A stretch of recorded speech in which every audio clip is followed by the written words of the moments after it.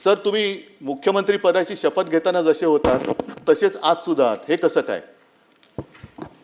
माझ्या मनात पटकन आलं. मी म्हटलं काय आहे की जे आपलं नसतं ते स्वीकारण्यात आनंद होण्याची गरज नसते, आवश्यकता नसते.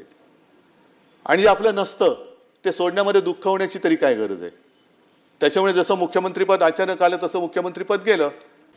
आणि ज्या दिवशी मी वर्ष सोडून बाहेर पडलो तेव्हा हेलावलेला महाराष्ट्र बघून मी गहिवरून गेलो होतो की हे सगळं प्रेम या महाराष्ट्राने आपल्याला दिलं. हे असं प्रेम फार थोड्या लोकांच्या नशिबामध्ये येतं.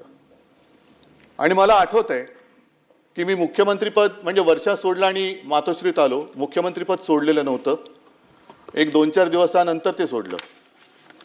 आणि त्या काळामध्ये साहजिकच आहे, घरी बसून म्हणजे मातोश्रीत बसून मी कारभार करत होतो. अनेक मंत्रीसुद्धा घरीच येत होते, घरीच बस त्याच घरातून त्यांना पदं दिली होती, ते घरी बसूनच दिली होती.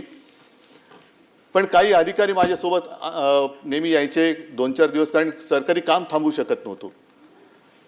सगळी कामं झाल्यानंतर एका अधिकाऱ्याने मला विचारलं सहज, कारण जसं नेहमी बोलतो तसं मी बोलत होतो, हसत खेळत त्यांच्याबरोबर चर्चा करत होतो.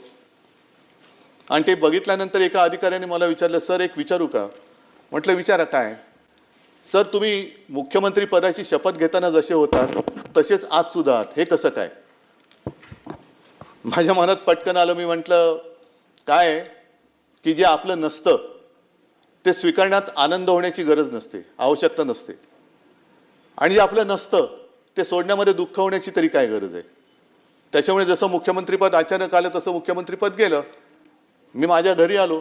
त्याच्यामुळे माझं घर आणि त्या घरातला आनंद हा सगळ्यात महत्त्वाचा, हा मला वाटतं प्रत्येकासाठी असतो.